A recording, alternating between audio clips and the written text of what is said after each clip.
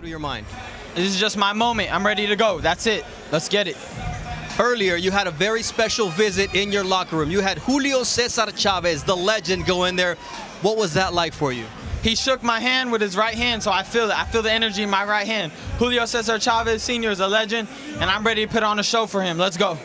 Introducing first the challenger fighting out of the blue corner. He weighed in at 129 1/4 pounds. He owns a veteran professional record consisting of 33 victories, 15 defeats, and 3 draws. 24 wins coming by way of knockout. Wearing black trimmed with gold this evening and hailing from Tijuana, Mexico. Appearing in his 52nd contest as a professional, ladies and gentlemen, please welcome Fernando Vargas.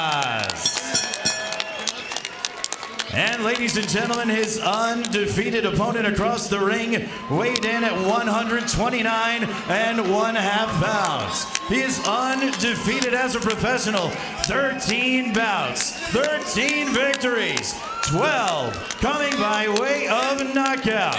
Wearing burgundy with gold and hailing from Victorville, California, the 2017 ESPN Prospect of the Year, the reigning, the defending Junior NABF Super Featherweight Champion, ladies and gentlemen, King Ryan the Flash Garcia.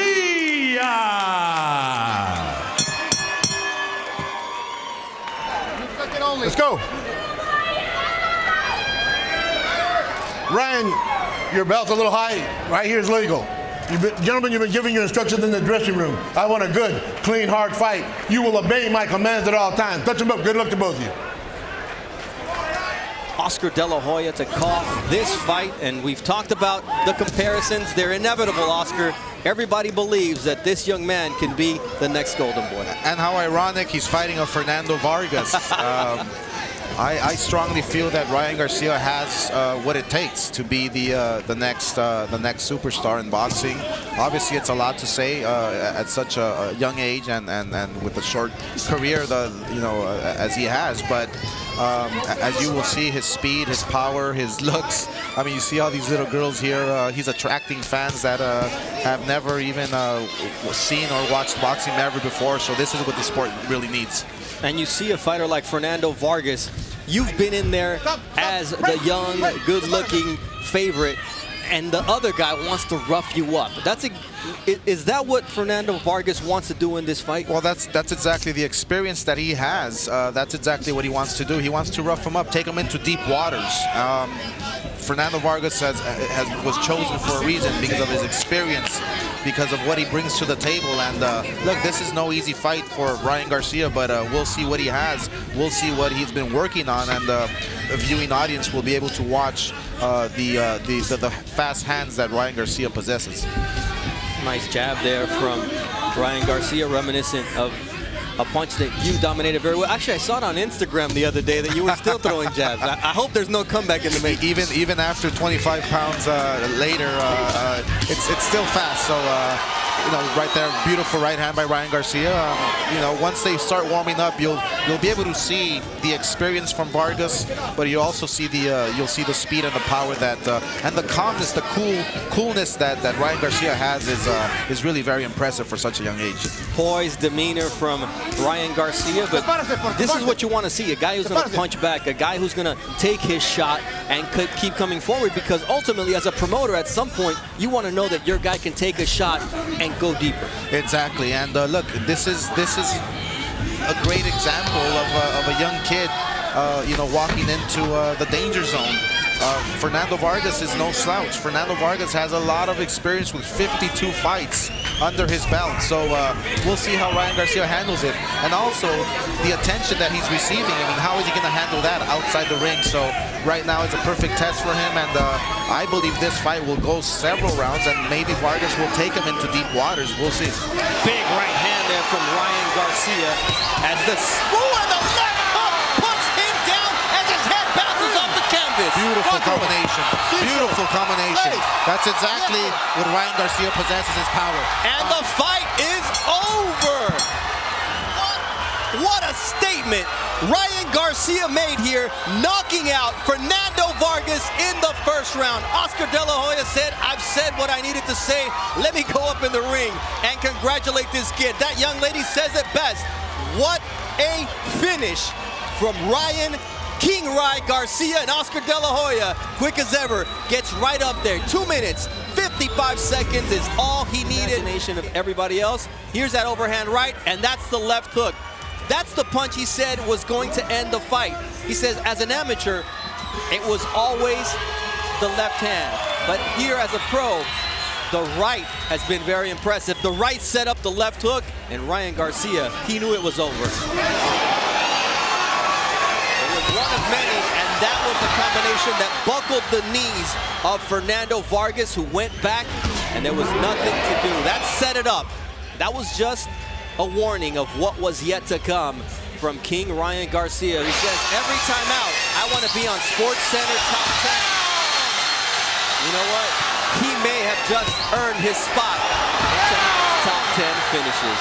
Wow, King Ryan Garcia improving to your official time, 2 minutes, 55 seconds in round number 1. Your winner by knockout, still undefeated and still the junior NABF champion from Victorville, California, King Ryan, the Flash Garcia. All right, King Ryan Garcia. What pressure is what he let us know with those dominant and powerful punches. You want to make a statement on primetime on ESPN. Ryan Garcia did just that. He told us at the beginning of the show, you may not know who I am now, but you will know my name. Write it down, R-Y-A-N, Garcia, King Ryan. They call him the Flash. This is Golden Boy Boxing on ESPN. When we return, Ryan Garcia will sit right here and give us his impressions of this victory. See career for this young man, Ryan Garcia, who keeps knocking out all comers. This is 13 knockouts in 14 wins. Yep. You said at the beginning of the show, you may not know me now, but you will know me. Remember my name. And this is the way that you envisioned it. You called that left hook. I called it.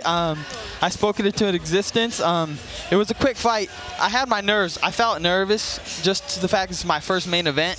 So like when I was looking at him, I was feeling the nerves. But once I landed my strong jab, I felt good. I felt good, yeah. All right, what do you say we take a look at that entire first round? And you are now sitting here with Joel Diaz and myself. Be a commentator and explain what you see here in the ring. So he came out fast. He tried to knock me out with the overhand. A lot of people think my my left hand's down, but well, controlling distance. You knew he was gonna try to rough you up, right? I did. I felt that because he knew that he couldn't keep up with the speed, so he knew he had to come in and try to rough me up. I kind of felt, but you can see I was a little nervous. I was like, yeah, I could feel my nerves like I just felt it. So I was like, you know what, I gotta calm down. There's a lot of people here, but let me just stick my jab. Let me find my jab first. Blocked it. Just let him, you know, let him do what he does. Because I didn't really feel his strong punch. So I felt like just let him touch my gloves first. See, I was a little like, you know, you could even see a little bit. I was a little nervous. Did his head movement make you think a little more? Because it did for a split second. Yeah. I had to like, all right, calm down and just watch his head. Basically. I watched you because you missed a couple of jabs. Yeah. So you had to step back and restart yourself. But that was great. Exactly.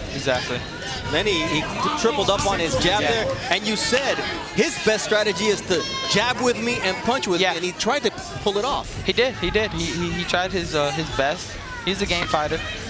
Once I started landing those jabs, I was like, all right. I missed those because he had a pretty good head movement, no lie. But once I landed that jab, I felt good. What was your corner telling you when he started moving his head and you saw that he wasn't doing what he said he was going to do? He said he was going to come and apply pressure, and he wasn't doing it. I just had to refocus. Okay, he's doing something else now, you know. He was bothering you with that jab to the body because he landed that jab to your body a couple times. Yeah, he did. It was a good shot. Yeah. All right, this is where right there, that's to set him up. I was in my mind. I was like, all right, and then I was like, I'm gonna throw the jab right because he thinks the hook's coming. Everybody thinks the hook's coming. See, I try. You see, I try to come in with that. Even you thought the hook was coming on that one. Yeah, he was, because he's kind of short, so I had to rearrange my punches. What was impressive was that you landed the right, and then you landed it again right after. Yeah, yeah. Because he was moving his head the same way. You mentioned that. You said once I time him, once I get a rhythm. I told you. You knew that he was going to continue to do that, and that's exactly why you were able to connect those devastating shots right here. out of the This round. is the first jab, right? But he came to fight. I mean, he didn't come to lie down. He came to give you a brawl, and you were able to control the distance with that jab. Not a lot of fighters notice that, and you notice he was leaning too much to your left. Yeah. That's why you threw the right. Boom. There. First one.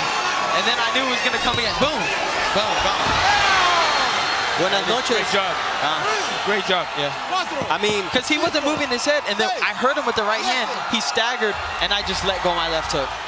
I mean, when you look at the finish and you see how still hurt he was when he tried to get up, you talked about the right being your best punch as an amateur. No, my left. Or your left being the money shot for the amateurs. But what is it about your right that's developing as a pro? It's just, I don't know. It might be the gloves, because I can feel like my velocity come. In the amateur gloves, they're kind of like this. So it kind of discourages you to throw your punch fully.